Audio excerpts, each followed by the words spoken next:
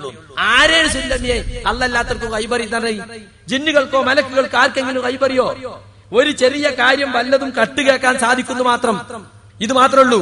ഇത് ഹല്ലുനബിയുക്കുമലാമൻ തനസ്സലു ശയാത്തീൻ എന്ന ആയത്തിൽ വ്യക്തമായി തന്നെ അമാനി മൗലവി എടുത്തു കൊടുത്തിട്ടുണ്ട്. ഇതാ പിശാചുക്കളിൽ നിന്ന് ചില വാർത്തകൾ അറിയുവാനായി ചെവി കൊടുക്കുകയും പരിശ്രമം നടത്തുകയും അങ്ങനെ അവർക്ക് ലഭിച്ചേക്കുന്ന വാർത്തകൾ ധാരാളം കളവും കൂട്ടിച്ചേർത്ത് അവർ തങ്ങളെ ബന്ധുക്കളായ ഗണിതക്കാർ മുതലായവർക്ക് നൽകുകയും ചെയ്യുന്നു. 2, പിശാചുക്കൾ കേട്ട വാർത്തകളെ അവർ തങ്ങളുടെ ബന്ധുക്കൾക്ക് രഹസ്യമായി ബോധനം നൽകുകയും ആ ബന്ധുക്കൾ അതിൽ ധാരാളം കളവുകൾ കൂട്ടിച്ചേർത്ത് ജനമധ്യയെ പ്രചരിപ്പിക്കുകയും ചെയ്യുന്നു എന്ന് പറഞ്ഞിട്ട് റാസിയിൽ നിന്നൊക്കെ അദ്ദേഹം ഉദ്ധരണി എടുത്തു കൊടുക്കുന്നുണ്ട്. ഇത് മാത്രമല്ല, ബുഖാരിയിൽ തന്നെ വ്യക്തമായി ഹദീസ് ഈ സുല്ലമി തന്നെ അദ്ദേഹത്തിന്റെ പരിഭാഷയിൽ എടുത്തു കൊടുക്കുന്നുണ്ട്. പക്ഷെ അദ്ദേഹം അവസാനം അത് മാറ്റിമറിച്ചിട്ട് അത് ഖുർആനെതിരായ ഹദീസാണ് എന്ന് പറഞ്ഞ് തള്ളിക്കളയാണ്.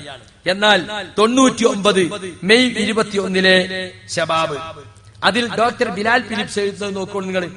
2ാമത്തെ വിഭാഗം ജിന്നുകളുമായി ബന്ധം പുലർത്തുന്നവരാണ്, മാന്ത്രിക വിദ്യ ചെയ്യുന്ന ആളുകളെ കുറിച്ച് പറയാണ്. ഈ വിഭാഗമാണ് പ്രധാനം. എന്നിട്ട് പിന്നെ പറയാണ്, ദുഷ്ടജിന്നുകളെ വിളിക്കുന്നതാണെങ്കിൽ അവർ പാപത്തിലും അള്ളാഹുവിലുള്ള വിശ്വാസരാഹിത്യത്തിലും മനുഷ്യരെ സഹായിക്കും. ആരാ പറയുന്നത്? ശബാബ് 99 മെയ് 21. ഇതുവരെയും തിരുത്തിയിട്ടില്ല. തിരുത്തി നിങ്ങൾ തെളിയിക്കും. ഇനി കേട്ടോളി. ഭാവി പ്രവചിക്കുന്നവർ ജിന്നുകളുമായി ബന്ധപ്പെടുകയും കരാറുണ്ടാക്കുകയും ചെയ്തു കഴിഞ്ഞാൽ ജിന്നവർക്ക് ഭാവിയിലെ ചില കാര്യങ്ങളെ കുറിച്ച് അറിവ് നൽകും. ആരായിരുന്നത്? ശബാബാണ്. അല്ലല്ലാത്തവർക്ക് കൈബറിയൊന്ന് കേന്നം പ്രചരിപ്പിക്കുന്നു. എവിടെ കേന്നം പ്രചരിപ്പിച്ചേ ഉണ്ടോ? ഇത് നിങ്ങൾ എഴുതിയതല്ലേ? ഇത് ഖുർആന്റെ സുന്നത്തിന്റെ അടിസ്ഥാനത്തിൽ അന്ന് എഴുതിയതാണോ? പിന്നെ അതെങ്ങനെ അന്ധവിശ്വാസമായി? ഇപ്പോ ഇത് ഹദീസ് എടുത്തു കൊടുക്കാണ്. നബി സല്ലല്ലാഹു അലൈഹി വസല്ലം ഇത് വിശദീകരിച്ചു. ജിന്നുകൾ ആകാശത്തിന്റെ താഴെയിടങ്ങളിൽ യാത്ര ചെയ്യാൻ കഴിവുള്ളവരാണ്. മലക്കൾ തമ്മിലുള്ള സംസാരം ഒളിഞ്ഞു കേൾക്കാൻ അവർക്ക് ഇതുവഴി അവസരം ഉണ്ടാകുന്നു. ഇതിൽ നിന്നാണ് അവർ ചില കാര്യങ്ങൾ അറിയുന്നത്. അതവർ തങ്ങളെ ഭക്തന്മാർക്ക് എത്തിച്ചു കൊടുക്കും. സഹീഹ് മുസ്ലിം ഇംഗ്ലീഷ് വിവർത്തനം വാള്യം 4 പേജ് 210. നബി സല്ലല്ലാഹു അലൈഹി വസല്ലം ഇത് സർവ്വസാധാരണമായിരുന്നു. ജിന്നുകളുടെ സഹായം ലഭിച്ചിരുന്ന മന്ത്രവാദികളും മറ്റും അരമനകളിലും ജനങ്ങൾക്കിടയിലും വലിയ സ്വാധീനം നേടിയത് ഇപ്രകാരമായിരുന്നു. നബി സല്ലല്ലാഹു അലൈഹി വസല്ലം പ്രവാചകത്വം ലഭിച്ചതോടെ സ്ഥിതി മാറി. ജിന്നുകളെ തടുക്കാൻ പ്രത്യേകം മലക്കുകൾ നിയോഗിക്കപ്പെട്ടു. ഉൽക്കകൾ വർഷിച്ചും കൊള്ളിമീനുകൾ ഉപയോഗിച്ചും ജിന്നുകൾ അകറ്റി നിർത്തപ്പെട്ടു. അപ്പോ കൊള്ളിമീനുകളെ കൊണ്ട് അതുപോലെ ഉൽക്കകളെ കൊണ്ട് ജിന്നുകൾ ആട്ടുകയാണ്. അതുകൊണ്ട് പഴയതുപോലെ അവർക്ക് വിവരം കിട്ടുന്നില്ല. ഇവർക്ക് എന്താ വിവരം കിട്ടാത്തതെന്ന് അന്വേഷിച്ചിങ്ങനെ നടന്നപ്പോ നബി ഖുർആൻ ഓതുന്നത് കേട്ടു. ഓ, ഇതുകൊണ്ടാണ് എനിക്ക് വിവരം കിട്ടാത്തതെന്ന് അവർക്ക് മനസ്സിലായി. ആ ഹദീസും ഉദ്ധരിക്കാണ്. എന്നിട്ട് വീണ്ടും ശബാബ് എഴുതാണ്, ഈ സംഭവത്തിന് ശേഷം പഴയതുപോലെ ജിന്നുകൾക്ക് ആകാശത്ത് വിവരം കിട്ടിയിട്ടില്ല. അത് കാരണം ഇപ്പോൾ കിട്ടുന്ന ചെറിയ വിവരങ്ങൾ കള്ളങ്ങൾ ചേർത്താണ് നൽകാറ്.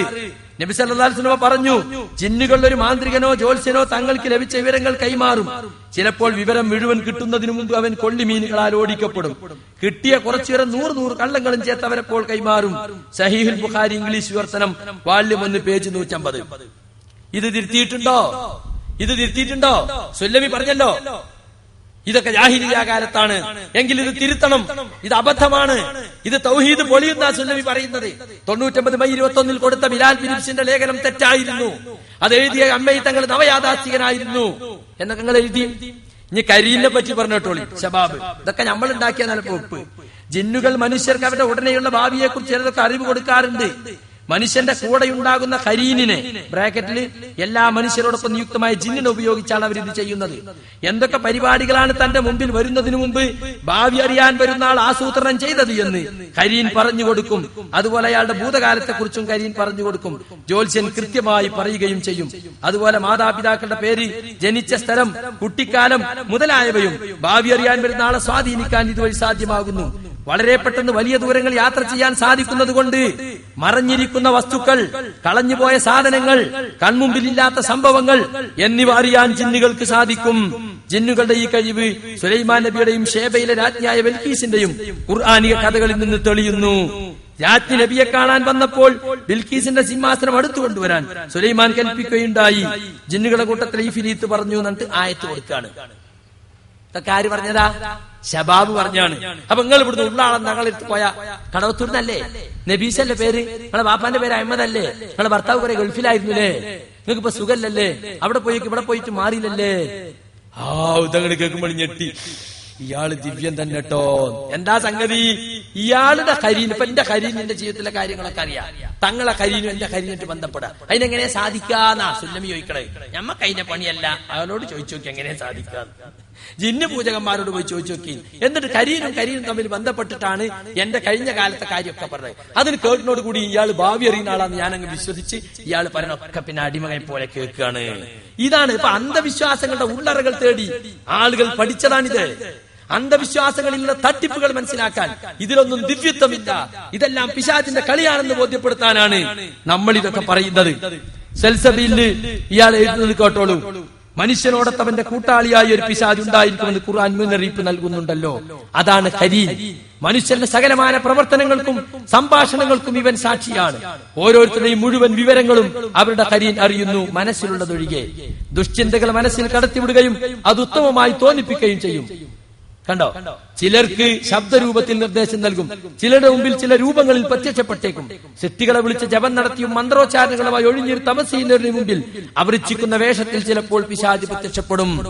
എന്ന് മാത്രമല്ല, പിശാചിനെ ആരാധിക്കുന്ന, പിശാചിന്റെ ഇച്ഛയ്ക്ക് വിധേയമായി പ്രവർത്തിക്കുന്ന മനുഷ്യർക്ക് അവൻ ചിലപ്പോൾ ചില്ലറ ഉപകാരങ്ങൾ ചെയ്തു കൊടുത്തേക്കാം. വായിക്കുകയാണെങ്കിൽ എമ്പാടുണ്ട്. എന്റെ ഈ ഫയലുണ്ടെങ്കിൽ ഇതിന്റെ ഭാഗം ഞാൻ വായിച്ചിട്ടില്ല, വായന ഒരു മടുപ്പാണ് പ്രസംഗത്തിൽ, അതുകൊണ്ട് ഞാൻ വായിക്കാതിരിക്കാണ്. ചുരുക്കത്തിൽ പിശാചി ഇതുപോലുള്ള ചില സഹായങ്ങൾ, ഈ കത്ത് കേൾക്കല് ഈ സുല്ലമിതൻ അംഗീകരിച്ചിട്ടുണ്ട്. ഇദ്ദേഹത്തിന്റെ ഷാഫി മദ്ഹബ് എന്ന പുസ്തകത്തിൽ ഇതാ ഞാൻ ഇതിന്റെ ഫോട്ടോ കോപ്പി ഇതെടുത്തു കൊടുത്തിട്ടുണ്ട്. ഷാഫി മദ്ഹബ് ഒരു സമഗ്ര പഠനം.